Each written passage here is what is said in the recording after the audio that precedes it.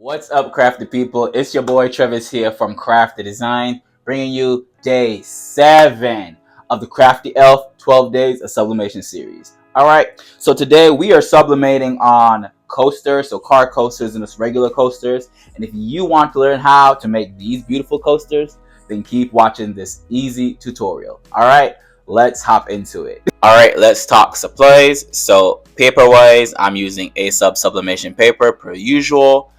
Don't forget you need your coaster blanks. So I got these blanks from Hobby Lobby. Then heat resistant tape if you're going to be using that. I often use it here and there. And then you need your prints that I printed on my Epson 1500. Now as we look to design this, so for this one I'm going to be designing in Cricut Design Space.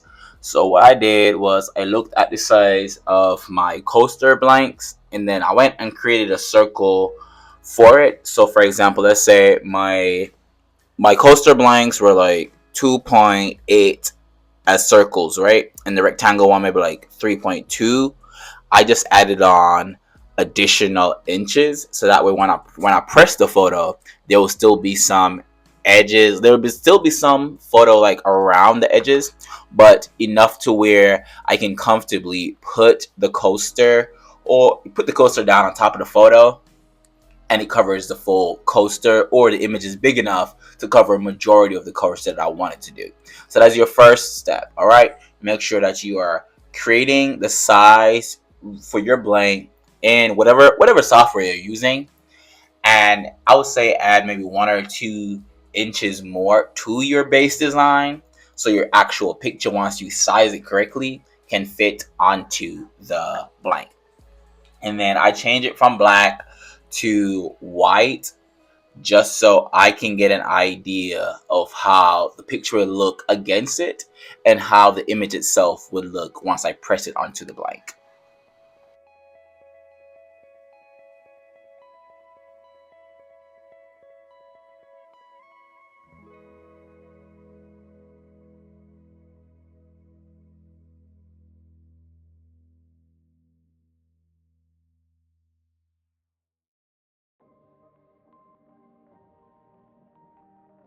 Alright, this next part is extremely important. Just because Cricut tells you that you need X amount of pages to print this project, that's not always the case. So I switched my sheet from 11 by 17 to 8.5 by 11, and as you can see, Cricut is telling me that this project will take 2 pages. Absolutely not. So I went to the second page, and what I did, I pressed those top 3, those little buttons in the top left corner, move project or move object, moved to the first page, and boom. Simple as that. I'm maximizing my sheets because I ain't printing no extra nothing. It doesn't make sense to waste ink or paper.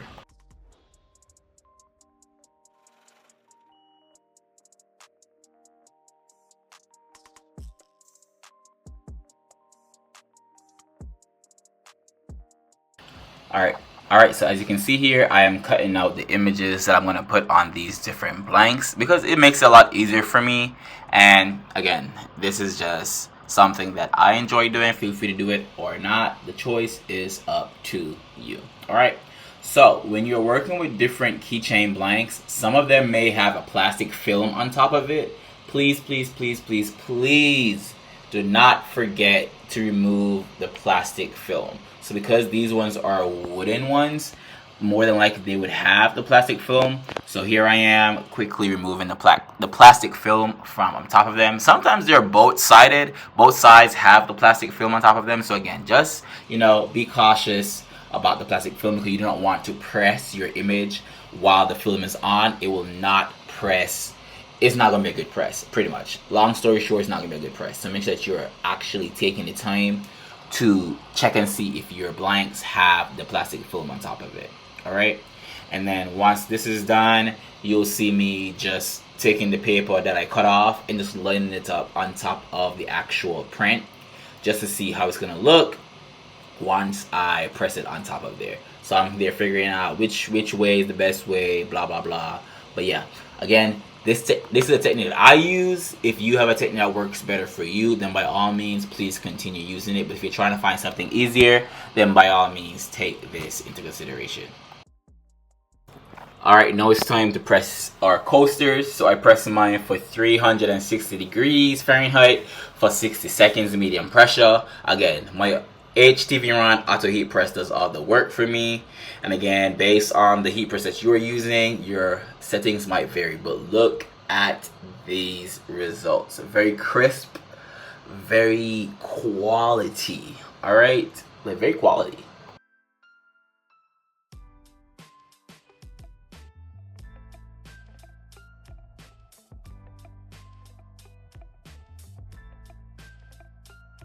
All right, good people. Thank you so much for tuning in to day 7 of the Craf-T Elf 12 Days of Sublimation Series. If you haven't checked out days 1 through 6 yet, I'll give you a quick recap on what we made. All right. Day 1, we did a sublimation mug. Day 2, we sublimated on a t-shirt. Boom. Day 3, we sublimated on a mouse pad. Day 4, sublimation puzzles. Day 5, we did kitchen towels. Day 6, we just did this sublimation pillowcase. And then day 7, today, we just wrapped up sublimating on these coasters. All right, be sure to keep watching. We got 5 more days left, y'all. And I cannot wait to show you what we're going to make it in those next 5 days. All right, so remember to like, comment, subscribe, share this with somebody who is starting their sublimation journey. And they want to practice some easy things. This series is the perfect place for them. All right, y'all. See you tomorrow. Stay crafty.